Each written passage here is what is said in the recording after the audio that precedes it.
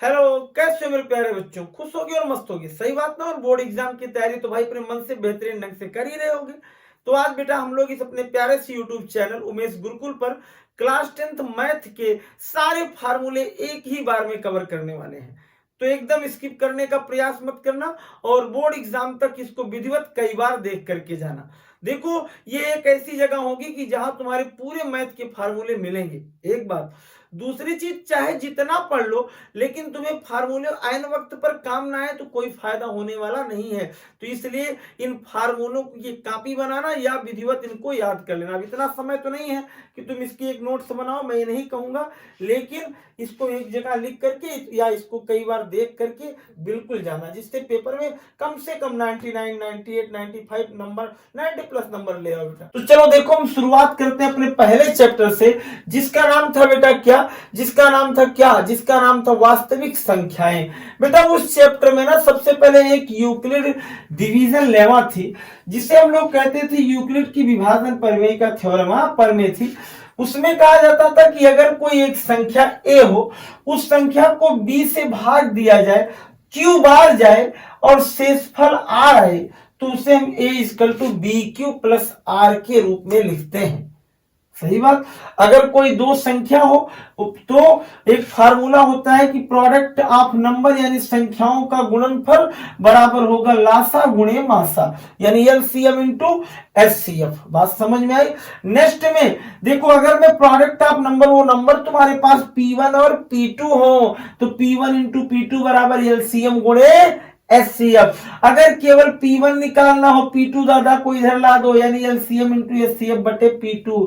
केवल P2 निकालना हो तो P1 को ले जाके फेंको। एलसीएम निकालना हो तो एलसीएम को यहां रोको, एचसीएफ भैया को इधर ले आओ। ऐसे अपने आप फार्मूला बना लेना। पहले चैप्टर में केवल दो फार्मूले, एक ये वाला और एक ये वाला। बस बस बोलो यस। आगे लिखो, कमेंट में लिख दो यस यार। अगला है पॉलिनोमियल में सबसे पहले लीनियर पॉलिनोमियल की डिग्री कितनी होती है? एक, क्वाड्रेटिक की दो, क्यूबिक की तीन, और general formula, standard formula. Polynomial होता कैसे है, यानी उसकी घात एक से कम ना होनी चाहिए। बकायदा मैं अपनी वीडियो में पढ़ाया हूं पॉलिनोमियल चैप्टर, ना पढ़े हो तो पढ़ लो जा करके। क्या होता है? A X square plus B X plus C. ये बेटा एबीसी जो तुम्हारे हैं कांस्टेंट टर्म होते हैं। देखो आगे क्या है, जीरोस। देखो अगर तुम्हारे दो हो, ये देखो क्या है, ये क्वाड्रेटिक है, इसके दो जीरोस होंगे, जितने डिग्री उतने जीरो, अल्फा और बीटा। तो उनका एक संबंध होता है कि sum of zeros, alpha plus beta बराबर माइनस बी बाई ए, और product of zeros alpha into beta, यानी मूलों का गुणनफल, शून्यकों का गुणनफल बराबर सी बाई ए, शून्यकों का योगफल बराबर माइनस बी बाई ए। चलो, अगर कोई क्या है, त्रिघातीय समीकरण है, A X cube plus B X square plus C X plus D, उनके तीन शून्यक अल्फा बीटा गामा है, तो पहला होगा alpha plus beta plus gamma बराबर माइनस बी बाई ए, दूसर का होगा alpha beta plus beta gamma plus gamma alpha बराबर सी बाई ए, और तीसर का यानी alpha into beta into gamma बराबर माइनस डी बाई ए। एक चीज और, अगर दो शून्यक दिए गए हो और तुमसे बहुपद पूछ रहा हो, क्या पूछ रहा हो, पॉलिनोमियल पूछ रहा हो, तो तुम एक काम करना, एक फार्मूला लिख देना कि एक्स स्क्वायर माइनस, यहां लिख देना सम ऑफ जीरोज, यानी शून्यकों का योगफल, यानी अल्फा प्लस बीटा एक्स और फिर प्लस अल्फा इंटू बीटा। एकदम इतना फार्मूला स्क्रीनशॉट ले लो। फिर मैं कुछ चैप्टर नंबर 3 की बात करूं। तो अब देख लो चैप्टर नंबर 3 का। चैप्टर नंबर 3 का मतलब है बेटा कि दो चर राशि वाले रैखिक समीकरण। इसमें सबसे पहले तुम्हारे पास जो दो समीकरण होंगे वो a1x b1y और c1 a2x प्लस b2y और प्लस c2 के रूप में दो समीकरण होंगे। इनसे बेटा x और y का मान निकालना होगा। तो सबसे पहले जान लो कि मान निकालने के लिए तुम तीन विधियों का इस्तेमाल करना जानते होगे। कौन कौन सी? ग्राफ, विलोपन और वज्र। परंतु वज्र बेटा और एक, और यहाँ क्या, एक है प्रतिस्थापन। कौन सी है? प्रतिस्थापन। तो यहां बेटा ग्राफ, विलोपन और प्रतिस्थापन तो है, लेकिन अब सिलेबस में वज्र नहीं है, यानी एलिमिनेशन है और सब्स्टिट्यूशन और ग्राफ। अगली चीज, अगर तुम्हारे पास समीकरण है और कहता है अद्वितीय हल और प्रतिच्छेदी है। इसका मतलब इन दोनों को अगर कॉफिशिएंटों को लिखें यानी a1/a2 plus not equal to b1/b2, मतलब अगर दोनों का अनुपात निकालो और बराबर ना हो, इन दोनों का बटा कर दो इन दोनों का, तो समझ लेना अद्वितीय हल है। अगर दोनों बराबर तो हो लेकिन C1 C2 बराबर ना हो तो हल नहीं है, वो समांतर रेखा है। अगर तीनों बराबर हो तो अनेक हल है। और कैसी रेखा बनाएंगे, वो समपाती। एक अगली चीज इसी चैप्टर में तुमको देखो एक प्रश्न आएगा कि स्पीड, डिस्टेंस और टाइम से, तो देता चाल बराबर होता है दूरी बटे समय, समय बराबर दूरी बटे चाल, और दूरी बराबर समय गुणे चाल होता है। चैप्टर नंबर 3 में तुम्हें क्या क्या पढ़ के जाना है कि द्विघात समीकरण का मानक रूप सर क्या होता है, ax² plus bx plus c। Sir विविक्त कर यानी डिस्क्रिमिनेंट कैसे निकालेंगे, तो डिस्क्रिमिनेंट का फार्मूला d बराबर होता है b² माइनस 4ac। सर कोई द्विघात समीकरण का मूल सूत्र है या क्वाड्रेटिक फार्मूला है, हाँ है बेटा, उसे श्रीधराचार्य के सूत्र के नाम से जाना जाता है। वो है x बराबर -b plus -b² minus 4ac upon 2a। ये बेटा जो abc है वो इस समीकरण के ही कॉफिशिएंट है, x और abc है, ये तीनों कॉफिशिएंट है। देखो इसमें जो दोनों जीरोस आएंगे, दोनों तुम्हारे रूट आएंगे प्लस और माइनस के, वो अलग अलग तुम लोग निकाल लेना।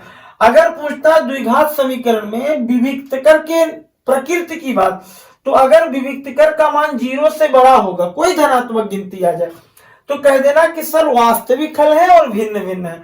अगर वो 0 के बराबर आ जाए, 0 आ जाए, तो वास्तविक और समान है। लेकिन अगर उसका मान ऋणात्मक आ जाए तो कह देना सर कोई हल नहीं है। एक चीज बढ़िया से सुन लो, एक होता है अप स्ट्रीम डाउन स्ट्रीम वाला सवाल। कौन सा, एक क्वेश्चन आता है धारा के अनुकूल और धारा के प्रतिकूल। एक प्रतिकूल कहेगा तो माइनस में होता है, और अगर अनुकूल कहेगा तो प्लस में होता है। और अगर कहेगा 2 अंकों की कोई संख्या है, दहाई कांक इकाई के अंक से क्या क्या, तो लिख देना कि दोनों अंकों की संख्या जो बनेगी सर वो 10x और y होगी, जहां y इकाई का अंक और दहाई का अंक x होगा। समझ में बात आई? चले आओ, बिना देर किए बिना सांस लिए देखते जाओ और ज्यादा से ज्यादा लोगों तक ये वीडियो पहुंचाओ बेटा। कम से कम देख तो लो, पूरा मन में एक तसल्ली हो कि मैंने इतना मेहनत किया, मेरे बच्चे कुछ ना कुछ तो समझे। बात समझ में आई?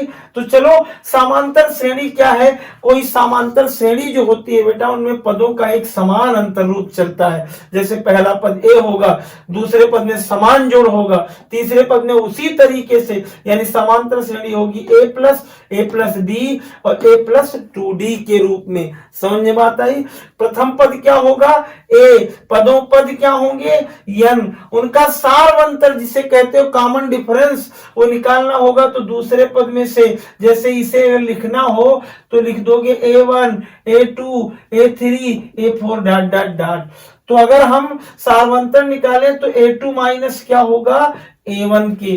AP अगर सिद्ध करना हो तो 2b बराबर a प्लस सी। अब सोच रहे होगे सर 2b बराबर a प्लस सी कहां से आएगा?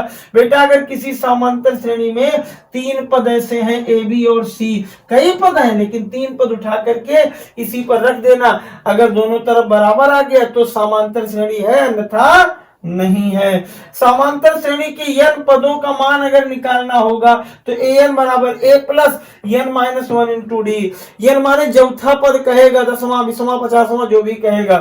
पदों का योग अंत से निकालना है तो ये, और पदों का योग कहेगा तो ये n बराबर n/2 2a plus n minus 1 into D. कभी कभी पदों का योग निकालना रहता है, पहला पद दिया रहता है, nवां पद दिया रहता है, तो ये वाला फार्मूला लगा देना। और कभी कभी तुमको कहता अंत से इतनवां पद, तो a plus n minus m into D लगाना। बात समझ में आई? एकदम इसको रटते जाना। देखो ये तभी काम करेगा जब तुम पढ़े होगे एक बार। बात तो सही है, लेकिन कम से कम गलत तो नहीं होगा सवाल, बढ़िया तो लगेगा। उस समय ये तो नहीं कहोगे नहीं आया। इसका स्क्रीनशॉट लो, फिर हम अगले चैप्टर की बात करते हैं। अब बेटा देख लेना तुम लोग क्या, चैप्टर नंबर 6। चैप्टर नंबर 6 में है ना त्रिभुज। त्रिभुज में सबसे पहले तुम्हें जानकारी लेना होगा समरूपता की। बेटा समरूपता में अगर कोई त्रिभुज ऐसे दिया है तो उनकी देखो 2 त्रिभुज दिए हैं, मान लो ये, तो एक शर्त होती है कि त्रिभुज के सभी कोण बराबर हों।